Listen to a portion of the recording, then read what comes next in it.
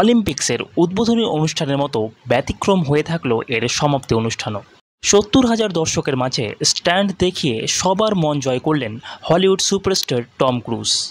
কখনো বা সাক্ষাৎ সুপারহিরোর মতোই ঝাঁপ দিলেন স্টেডিয়ামের ছাদ থেকে, আবার কখনো বা মিশন ইম্পসিবলের হিরোর মতো বাইক নিয়ে দ্রুত গতিতে চালালেন প্যারিসের রাজপথে।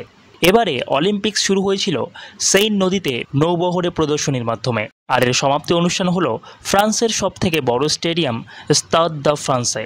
৭০,০০০ দর্শকের উপস্থিতিতে এই অলিম্পিক্সের সমাপ্তি অনুষ্ঠানটি প্রদর্শিত হয়। এই অনুষ্ঠানে ফ্রান্স শুধুমাত্র নিজেদের সংস্কৃতিকেই নয়, সেই সঙ্গে পরবর্তী অলিম্পিকের আসর যেখানে বসবে সেই লস এঞ্জেলসের সংস্কৃতিকেও তুলে ধরা হয়েছে এই সমাপ্তি অনুষ্ঠানের মাধ্যমে। প্যারিস অলিম্পিক্সের এই জমকালো সমাপ্তি অনুষ্ঠানের মূল ভূমিকায় ছিলেন হলিউড সুপারস্টার টম ক্রুজ। রবিবার সমাপ্তি অনুষ্ঠানের শেষ দিন টম ক্রুজ স্টেডিয়ামে উপস্থিত ৭০,০০০ দর্শককে হতবাক করে দেন, কেননা তিনি পায়ে হেঁটে নয়, স্তাদ দ্য ফ্রান্সের স্টেডিয়াম থেকে সোজা লাফ দেন একেবারে স্টেডিয়ামের মাঝখানে। তারপর তাকে দেখা যায় অলিম্পিকের পতাকা নিয়ে একটি বাইকে করে স্টেডিয়ামের দরজা পেরিয়ে যান তিনি। কিছুক্ষণ পরই দেখা যায় প্যারিসের রাজপথে খুব দ্রুত গতিতে বাইক চালাচ্ছেন তিনি, যেন একেবারে মিশন ইম্পসিবলের কোনো মিশনে তিনি আবার বেরিয়েছেন।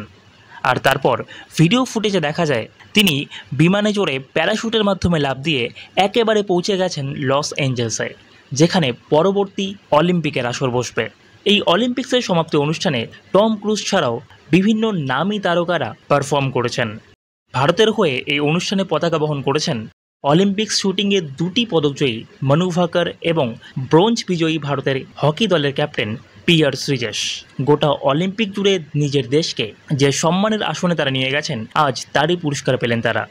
2024-এর প্যারিস অলিম্পিক্সে ভারতের মোট পদক সংখ্যা 6টি, এর মধ্যে 1টি সিলভার এবং 5টি ব্রোঞ্জ। পরবর্তী অলিম্পিক্সে এই পদকের সংখ্যা বাড়বে বলেই আশা করা যায়।